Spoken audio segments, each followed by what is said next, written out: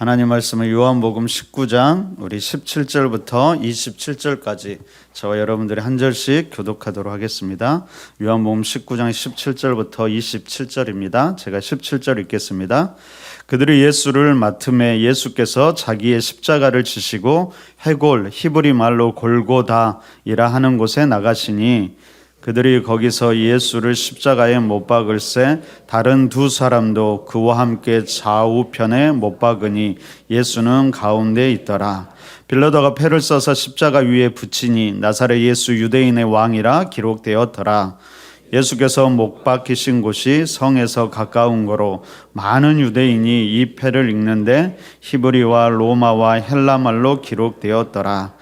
유대인인 대제사장들이 빌라도에게 이르되 유대인의 왕이라 쓰지 말고 자칭 유대인의 왕이라 쓰라 하니 빌라도가 대답하되 내가 쓸 것을 썼다 하니라.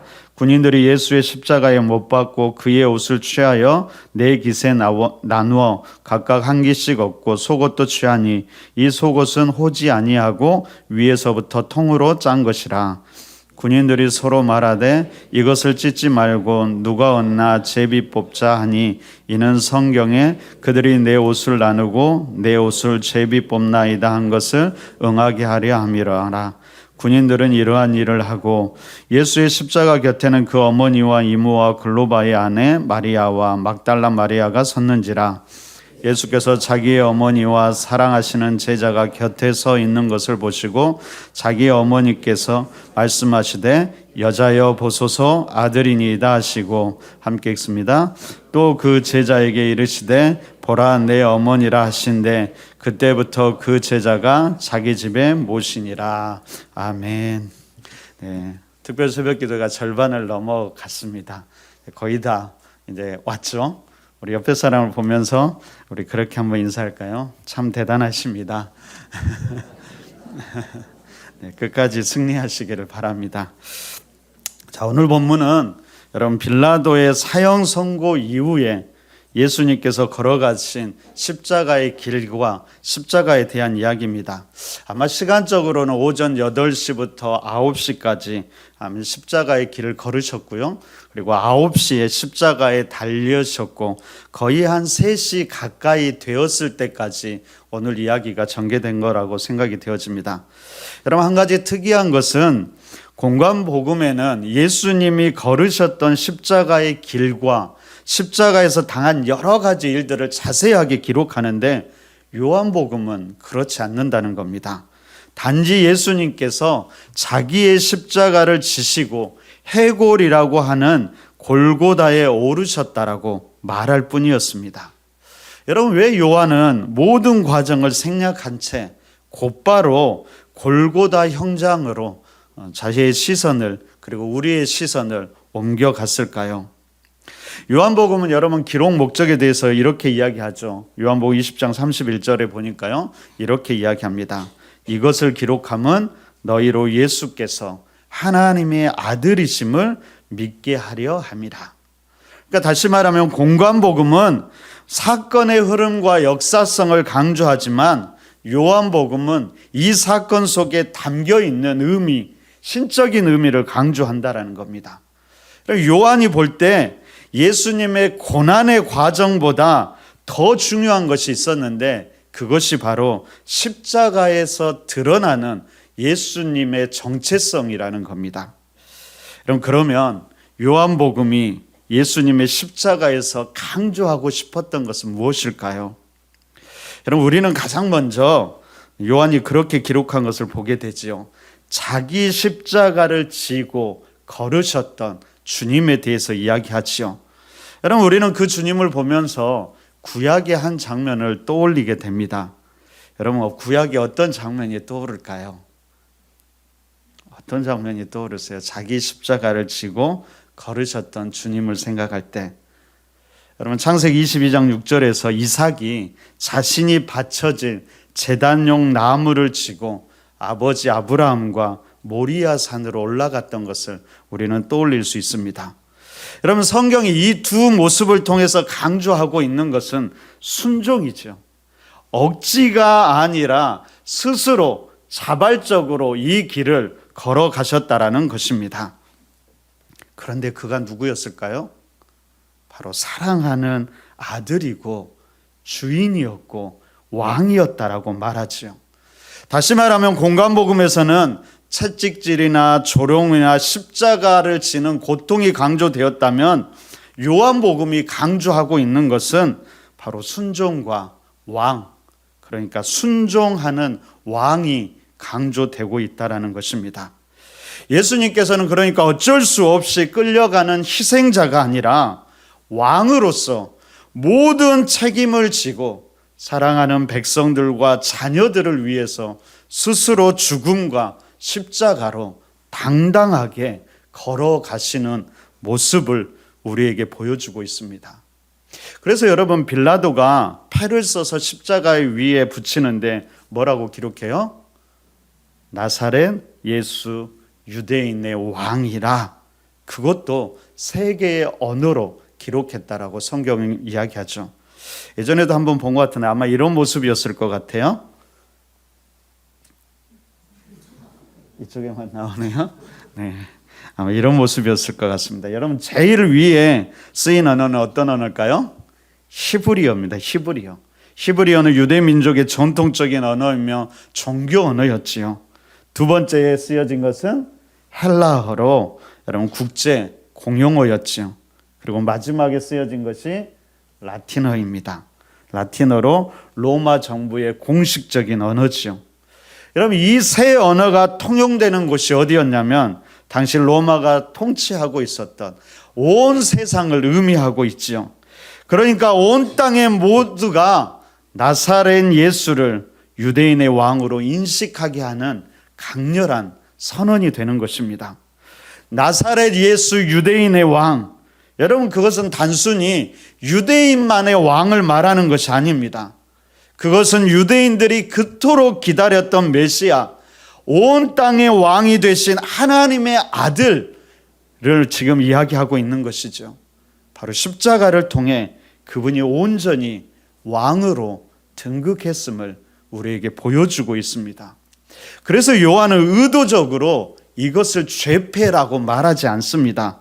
그냥 패라고 말하면서 마치 왕이 즉위식의 현판처럼 이 패를 사용하고 보여주고 있는 것이죠. 여러분, 이렇게 보면 십자가는 겉으로 보면 고난의 길, 죽음과 실패의 길이지만 그 안에 있는 숨겨진 영적 비밀은 뭘까요? 바로 승리와 완성임을 우리는 알게 되는 것이죠. 그래서 여러분, 십자가는 역설이고요. 그 십자가를 붙든 기독교는 이 역설을 경험하는 종교가 되는 것입니다. 예수님께서도 이렇게 이야기하시죠. 마태복음 16장 24절 25절 우리 한 목소리로 한번 읽어볼까요? 우리 함께 읽습니다. 자, 시작. 이에 예수께서 제자들에게 이르시되 누구든지 나를 따라오려거든 자기를 부인하고 자기 십자가를 지고 나를 따를 것이니라. 누구든지 제 목숨을 구원하고자 하면 잃을 것이요 누구든지 나를 위해서 제 목숨을 잃으면 찾으리라. 예수님의 십자가가 이것을 증거하고 있다는 것이죠. 자기 십자가를 거부하는 삶이 아니라 기꺼이 자기 십자가를 지고 주님을 따르는 것, 이것이 오히려 승리의 비결이라고 우리에게 말해주고 있습니다. 이 십자가의 역설을 우리가 경험할 수 있기를 바랍니다. 여러분, 요한은 이제 그의 시선을 왕 대신 주님 아래에 있는 이들에게 다시 시선을 돌리죠. 요한은 특히 두 그룹에 우리가 주목하는데요. 첫 번째는 십자가 아래에 있는 군인들, 그리고 예수님을 비방하는 사람들이었습니다. 23절과 24절은 이렇게 이야기해요. 제가 23절 읽을 테니까 여러분들 24절 그렇게 교독합니다. 군인들이 예수를 십자가에 못 박고 그의 옷을 취하여 네 깃에 나누어 각각 한 깃씩 얻고 속옷도 취하니 이 속옷은 호지 아니하고 위에서부터 통으로 짠 것이라. 군인들이 서로 말하되 이것을 찢지 말고 누가 얻나 제비 뽑자 하니 이는 성경에 그들이 내 옷을 나누고 내 옷을 제비 뽑나이다 한 것을 응하게 하려 함이러라. 군인들은 이런 일을 하고, 여러분, 사형 집행자들이 죄수의 옷을 나누어 갖는 것은 죄수의 마지막 유품을 일종의 전리품으로 취하는 그런 행동이었다고 합니다. 여러분, 요한은 군인들이 예수님의 겉옷과 속옷을 나누어 가졌는데 겉옷이 어떻게 생겼다고 이야기하냐면 네 깃으로 찢어서 한 깃씩 나누어 가졌다라고 이야기하고 있지요. 여러분, 우리 전날에 있었던 마가의 다락방에서 마지막 제자들과 마지막 만찬을 나누셨던 모습을 다시 한번 떠올려 보십시오. 식사를 시작하기 전에 예수님께서는 겉옷을 벗으시고요, 수건을 허리에 두른 후에 제자들의 발을 친히 씻겨주셨죠. 그때 베드로가 너무나 미안하고 죄송해서 이렇게 이야기합니다. 내 발은 절대 씻지 못할 것입니다. 그러자 예수님께서 이렇게 말씀하셨지요. 내가 너를 씻어주지 않으면 내가 나와 상관이 없느니라. 그러자 베드로가 뭐라고 그래요? 주님, 발뿐만 아니라 손도 머리도 씻어주십시오. 그러자 주님이 이렇게 마지막으로 이야기합니다. 이미 목욕한 자는 발밖에 씻을 필요가 없다. 그렇게 말씀하시면서 제자들의 발을 한 사람 한 사람 정성껏 씻겨주셨죠. 다 씻기신 후에 두르셨던 수건으로 제자들의 발을 닦으신 후에 다시 그 겉옷을 입으셨습니다. 여러분, 그때의 사건을 성경은 이렇게 이야기합니다. 요한복음 13장 1절에 보니까요, 유월절 전에 예수께서 자기가 세상을 떠나 아버지께로 돌아가실 때가 이른 줄 아시고 세상에 있는 자기 사람들을 사랑하시되 끝까지 사랑하시니라. 그러니까 그 사랑의 표현으로 제자들 한 사람 한 사람의 발을 친히 씻겨주신 것이죠. 마찬가지로 여러분, 겉옷이 벗겨진 예수가 그 사랑의 표현으로 십자가에서 그 아래에 있는 모든 사람들의 더러움을 씻어주고 있는 것입니다. 세상에 있는 자기 사람들을 위한 일이었지요. 세상에 있는 자기 사람들, 누구를 말할까요? 아마도 가장 좁게는 그를 따랐던 12제자를 말하겠지요. 조금 더 넓게 보면 예수님을 믿는 사람들을 말할 겁니다.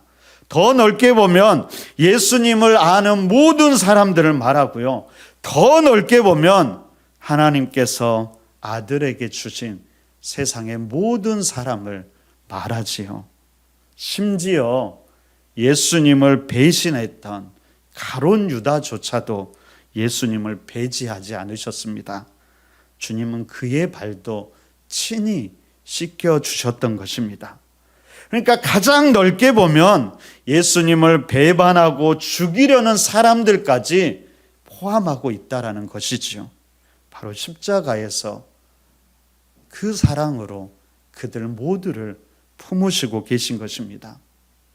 여러분, 누가복음을 보면 예수님은 십자가에서 그들을 보면서 이렇게 기도합니다. 누가복음 23장 34절 우리 함께 한번 읽어볼까요? 함께 읽습니다. 자, 시작. 이에 예수께서 이르시되 아버지, 저들을 사하여 주옵소서. 자기들이 하는 것을 알지 못하니이다 하시더라. 여러분, 거기에는 누가 있었냐면 십자가에 못 박힌 두 강도도 있었고요, 그를 모욕하고 그의 옷을 나누어 가진 군사들도 있었고요, 그것을 비웃는 백성들과 관리들도 있었지요. 예수님은 그들을 다 품으시고 그들을 대신해서 그들을 위해서 하나님께 십자가에서 마지막까지 간구하셨다라는 겁니다. 하지만 그들은 겉옷만이 아니라 예수님의 속옷도 나누려고 하지요. 근데 여러분, 성경은 그 속옷이 호지 않고 통으로 짠 것이라고 이야기합니다. 통으로 짠 속옷. 여러분, 일반적인 옷보다 훨씬 더 정교하고 값이 나가는 옷이었죠. 어쩌면은 예수님의 물품 중에서 가장 값비싼 것이었는지도 모르겠습니다. 유대 전통에서는 그런다고 그래요. 어머니가 아들이 집을 떠나갈 때 그런 속옷을 짜서 선물로 한다고 합니다. 그러니까 이 옷이 어머니 마리아가 진짜로 예수에게 선물한 옷이었는지, 아니면 예수님께 은혜를 받은 여인 중에 누군가 드렸는지는 모르지만 여러분, 예수님이 입고 있던 속옷은 호지 않고 위에서부터 통으로 짰다라고 이야기합니다. 여러분, 이런 옷은 대개 누가 입고 있을까요? 바로 대제사장이 입던 귀한 옷으로요, 완전함과 거룩함을 상징합니다. 어쩌면 요한은 지금 이 옷을 통해 예수님의 완전함과 거룩함을 우리에게 보여주고 있는 겁니다. 여러분뿐만 아니라 이 성경은 이 옷을 우리의 인격이나 행동에 비유하곤 합니다. 그러니까 예수님의 인격이 그분의 속옷처럼 호지 않고 통으로 되어 있다라는 것이죠. 겉과 속이, 말과 행동이 다르지 않고 통일된 인격과 삶을 가지고 있었음을 말해줍니다. 더 중요한 건 뭘까요? 그 옷처럼 예수님께서 온전하게 하나님의 뜻을 행하셨음을 요한은 보여주고 있는 것입니다. 삶의 모든 과정을 통해서 그분은 온전하게 하나님의 뜻에 순종하고 충성하셨죠. 여러분, 생각해 보세요. 예수님께서 어디까지 순종하셨을까요? 여러분, 생각해 보면 군인들이 겉옷을 나누고요, 또 속옷도 취해서 나누어 갔지요. 그렇다면 예수님께서 어떤 모습이었을까요? 아마 분명히 알몸 상태였을 것입니다. 여러분, 왕이 벌거벗은 왕이 되어서 가장 수치스러운 모습으로 십자가에 달리신 것이죠. 그래서 십자가 아래에서 백성들과 관리 군인들이 그를 비웃고 조롱하고 있었다라는 것입니다. 놀라운 것은 뭘까요? 이런 수치와 고난조차도 순종의 결과였고 스스로 그 길을 가셨다라는 것입니다. 여러분, 바로 이런 의인의 수치와 고난을 노래한 시편 22편을 성취하신 것, 말씀을 성취하셨다라는 것이죠.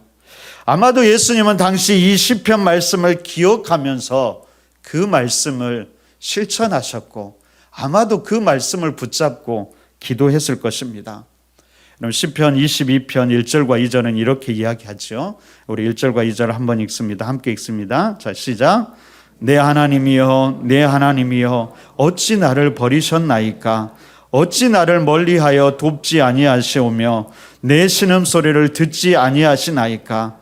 내 하나님이여, 내가 낮에도 부르짖고 밤에도 잠잠하지 아니하오나 응답하지 아니하시나이다. 그렇지만 여러분, 거기에서 끝나는 것이 아니었습니다. 주님은 다시 하나님을 바라보면서 이렇게 고백하지요. 3절도 함께 읽어볼까요? 함께 읽습니다. 자, 시작. 이스라엘의 찬송 중에 계시는 주여, 주는 거룩하시니이다. 그리고 온 땅을 향해 주님은 이렇게 선포합니다. 23절에서 이렇게 이야기하죠. 여호와를 두려워하는 너희여, 그를 찬송할지어다. 야곱의 모든 자손이여, 그에게 영광을 돌릴지어다. 너희 이스라엘 모든 자손이여, 그를 경외할지어다. 그리고 마지막 이렇게 결단하면서 권유합니다. 주를 경외하는 자 앞에서 나의 소원을 갚으리라. 그리고 26절부터 28절까지 우리 마지막으로 함께 한번 읽어볼까요? 함께 읽습니다. 자, 시작. 겸손한 자는 먹고 배부를 것이며 여호와를 찾는 자는 그를 찬송할 것이라. 너희 마음은 영원히 살지어다.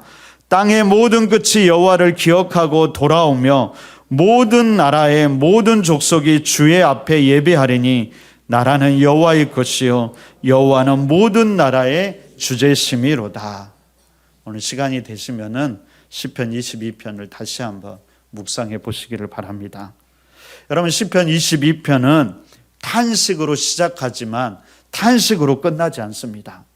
탄식으로 시작하지만 찬송과 결단, 선포와 영광으로 끝이 나는 것을 우리는 보게 됩니다.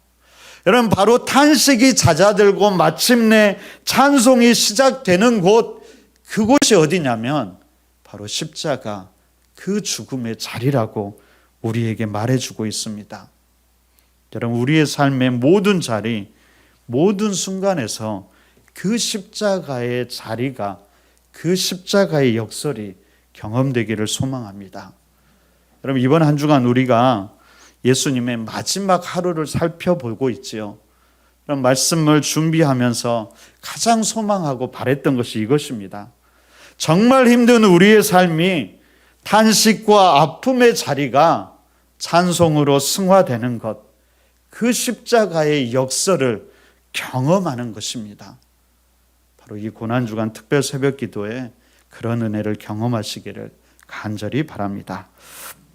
두 번째로 요한은 십자가 아래에 있는 예수를 비웃고 조롱하는 사람들과의 또 다른 사람들을 주목하는데요. 그것은 바로 깊은 슬픔과 아픔에 잠긴 사람들이었습니다. 그들이 누구였을까요? 요한은 그렇게 이야기하죠. 예수의 어머니와 이모, 그리고 글로바의 아내 마리아와 막달라 마리아. 아마도 여기서 이모를 다양하게 보기도 하는데 어떤 사람은 살로메, 요한의 어머니로 보기도 합니다. 바로 그때 거기에서 예수님이 사랑하는 제자 요한이 그녀들과 함께 있었지요.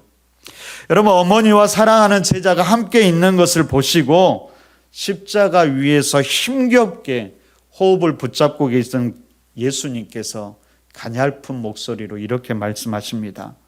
먼저 어머니에게 이렇게 말씀하셨지요. 여자여 보소서 아들이니이다. 그리고 곧바로 시선을 옮겨 사랑하는 제자에게 이렇게 이야기합니다. 보라 내 어머니라. 여러분, 예수님께서 죽음을 앞두고 가장 사랑했던 제자에게 개인적으로 어머님 돌봄을 부탁하는 것은 전혀 이상한 것이 아니지요. 근데 여러분 생각해 보세요. 예수님께서는 가나 혼인잔치 이후 공생애를 본격적으로 시작하셨습니다. 그리고 지금까지 온전히 오로지 공생애 사역에 전념하셨지요. 더욱이 지금이 어느 때요?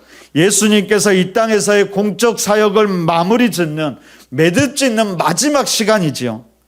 공적 사역의 정점이라고 할 수 있는 십자가 위에서 지극히 사적인 일에 마지막 힘을 쏟는 것은 왜일까요? 요한은 왜 이것을 특별하게 강조하고 있을까요?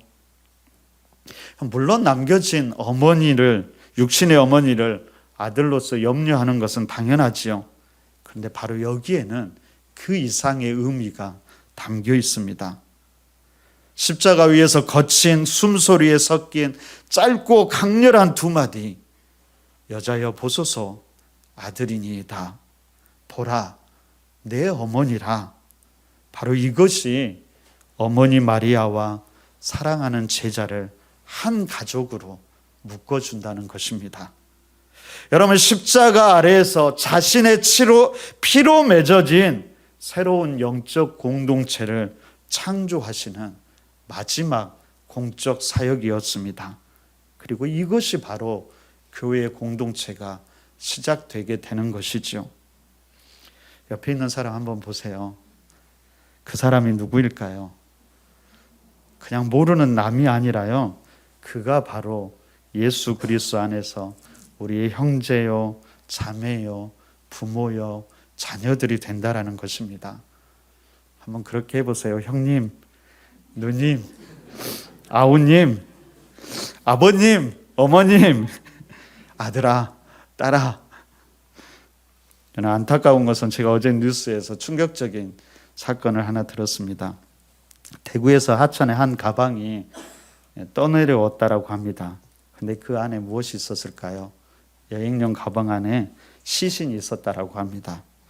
나중에 조사해 보니까 장모님이 설거지하면서 시끄럽게 한다고 사위하고 딸이 죽였다라고 합니다. 물론 딸은 남편의 강요에 못 이기긴 했지만 어느새 세상이 이렇게 되어버렸지요. 남편들 설거지 도와주실 때 조용히 하셔야 됩니다. 여러분, 예수님께서 전날 다락방 때 마지막에 간곡하게 당부한 것은 그들이 하나 될 것, 내가 너희를 섬기고 사랑하는 것처럼 그렇게 서로 사랑하고 섬기는 것이었지요. 그리고 그들에게 자신의 피와 살, 십자가에서 찢긴 살과 거룩한 보혈이라고 말하면서 그들에게 나누어 주셨습니다. 그렇게 교회의 공동체가 시작된 것이죠. 여러분, 이것은 사람으로부터 난 것이 아니라 바로 예수님의 십자가의 보혈의 은혜로, 그 십자가에서 찢기신 몸으로 시작되었습니다. 예수님은 그들 안에서 이제는 성령으로 우리 안에서 함께 하실 것입니다. 그래서 우리는 서로를 절대 그냥 개인으로 대하지 않습니다. 우리는 서로를 대할 때 반드시 예수님을 통해서 대하게 되는 것이지요. 바로 이 공동체가 온 생명과 온 세상을 품는 거룩한 하나님 나라가 될 것입니다. 여러분, 우리가 오늘 본문을 통해서 다시 한번 생각할 것은 무엇일까요? 바로 순종과 충성의 의미지요. 여러분, 예수님은 왕이셨습니다. 그분은 거룩하고 완전한 왕이셨습니다. 하지만 그 거룩하고 완전한 왕이 십자가의 길을 걸으셨고 십자가에 달리셨지요. 억지가 아니라 순종함으로 스스로 자발적으로 그 길을 걸어가셨습니다. 여러분, 순종과 충성은 그렇게 사랑으로 자발성을 기초로 합니다. 억지가 아니고요, 어쩔 수 없음이 아니라 사랑하기에, 내가 주님을 의지하기에 그 길을 기꺼이 걷는 것입니다. 예수님의 마지막 부탁을 들었던 요한은 어떻게 했을까요? 요한이 제자 중에서 가장 오래 살았다는 것을 우리는 알고 있습니다. 모두가 순교할 때 혼자 살아남았지요. 아마도 수많은 사람들은 혼자 살아남았다라고 비판도 했을 것입니다. 비겁한 겁쟁이라고 말하는 이들도 있었을지 모릅니다. 하지만 그 이유가 예수님께서 부탁하신 그 부탁 때문은 아니었는지 우리도 다시 한번 생각해 보겠죠. 여러분, 맡기신 어머니 마리아 때문에 죽고 싶어도 그럴 수 없었을 것입니다. 그래서 그는 마리아가 죽고 난 다음에야 마지막 선교를 떠나게 되지요. 그리고 붙잡혀서 반모섬에 유배를 가게 되고 바로 거기에서 찬란한 하나님 나라를 우리에게 보여주고 있습니다. 여러분, 충성은 그런 것이지요. 때로는 목숨을 내놓는 것뿐만 아니라 때로는 수치와 고난도 감당하는 것입니다. 사람들이 알아주지 않아도 하나님만이 알아주기를 기대하면서 묵묵히 주님이 부탁하신 일을 감당하는 것이지요.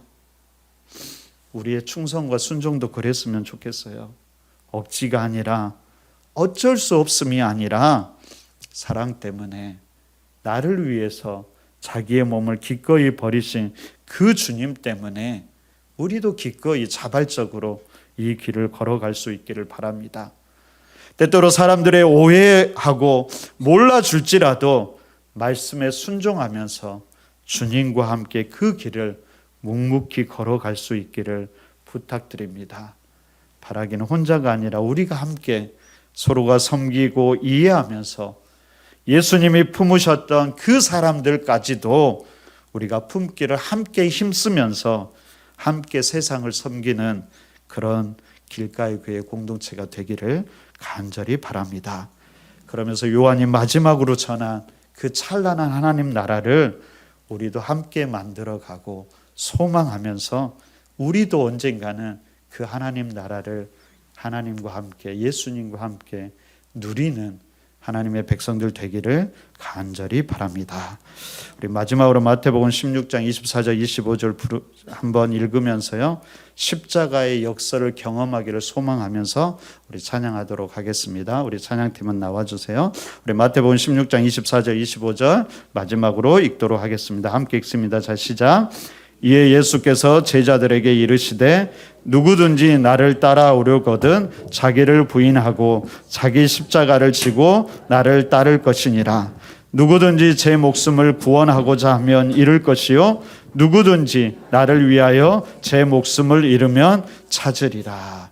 이 말씀을 기억하면서 오늘 또 기도하시고 믿음 가운데 살아가면서 공동체 가운데 살아가면서 십자가의 역사를 승리를 경험하는 우리 모두가 되기를 간절히 바랍니다.